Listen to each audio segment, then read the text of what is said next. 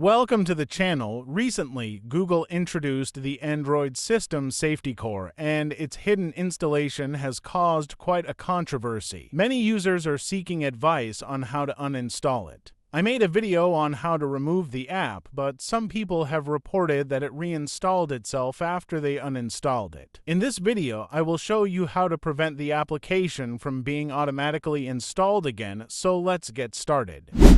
The trick to preventing the unwanted and sneaky installation of SafetyCore is to use a Placeholder app. First, head over to this GitHub page where you'll find detailed instructions on how to use it.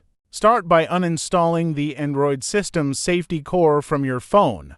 Once that's done, download the Placeholder app and install it on your device. The APK is only 35 kilobytes in size, making it lightweight and easy to manage. Let me quickly grab my free copy, and by the way, a big thanks to DaBoy for providing the solution. DaBoy, you're the man.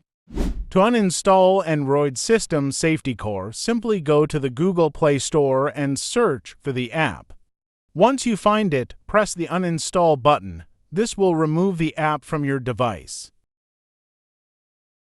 Now that you've uninstalled Android System SafetyCore, it's time to install the Placeholder application. Go to the location where you downloaded the Placeholder app file. Tap on the file to begin the installation process. If prompted, make sure to enable installations from unknown sources in your device settings to allow the app to install successfully. Once the installation is complete, you'll have the Placeholder app ready to help prevent SafetyCore from reinstalling itself. After installing the Placeholder application, go to your device's app manager.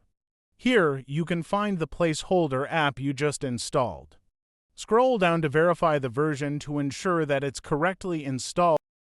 That's it for today. As for the hidden forced installation by Google, what are your thoughts on this issue? Let me know in the comments below.